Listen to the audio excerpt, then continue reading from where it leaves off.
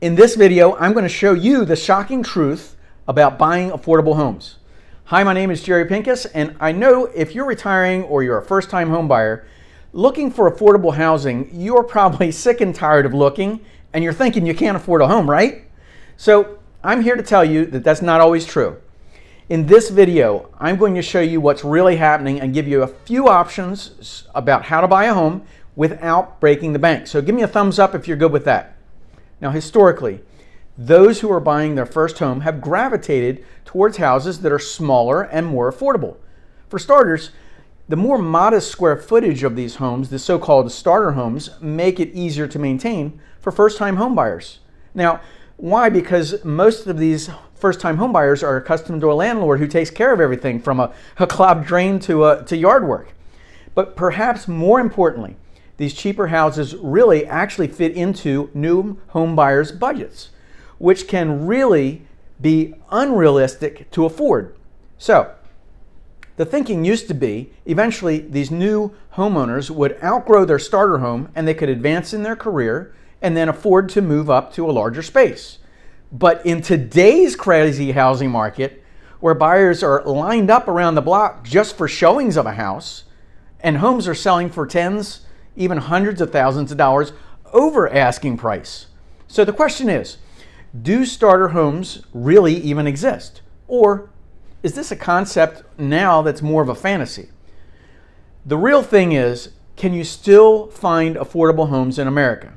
So basically, it's been this way for quite a while, but things aren't looking so good. And I'm going to give you a couple good, bad, and ugly here.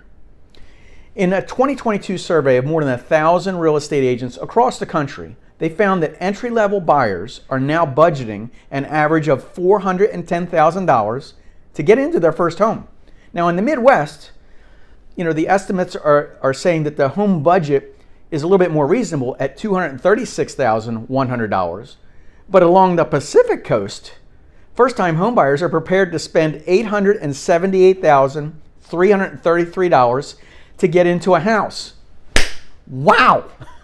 So technically, yes, starter homes are still out there, but they're now just super expensive, which could put them out of reach for many first-time home buyers. And at the very same time, here's another issue. Maybe many baby boomers are retiring. They're looking to downsize and simplify their lifestyle. Now, many of these retirees are moving south to places like Florida and Myrtle Beach, South Carolina. But this makes more buyers compete for the same small, affordable house. So, starter homes absolutely still exist, but they're starting at a higher price. Now, the definition of affordable has changed, and sometimes affordable is no longer affordable. But home prices have gone up faster than wages, making it an even less expensive house not affordable for a first-time homebuyer. But wait, there's more. Real estate agents are seeing some dramatic shifts over the last 2 years, and this coincides with the ongoing coronavirus pandemic. Now, 2 years ago, more than half of the agents surveyed reported that buyers could easily purchase a starter home in their market. But this year, just 13% of agents feel that way. This is according to the survey. So, what affordable housing really means and how do you get it? Well, first-time home buyers are making some sacrifices. Look, 2 years ago, 20% of the agents said that buyers should expect their starter home to need some work. Well, compare this to a whopping 57% of agents who feel like it's that way today. Now, first-time home buyers find a house that needs a little or a lot of work, but the only option that fits into their budget sometimes. Now, that could be a helpful thing for building equity in the long run. So if you clean it up, you fix it up, you build equity in the house rather than paying top price. But each property is not going to look like a mansion in a glossy magazine or the Kardashians TV show. It's time to get realistic.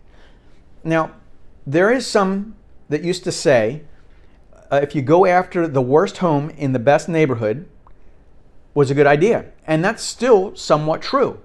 But don't overlook a house that could be made into a gem with some minor cosmetic work.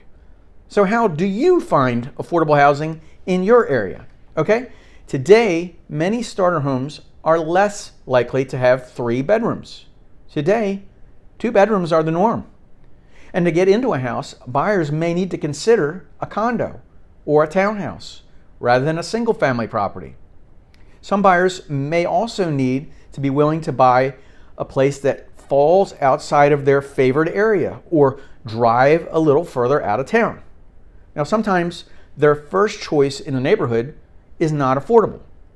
But the bottom line is this: if you are flexible, you can keep your long-term goals top of mind and still find a starter home.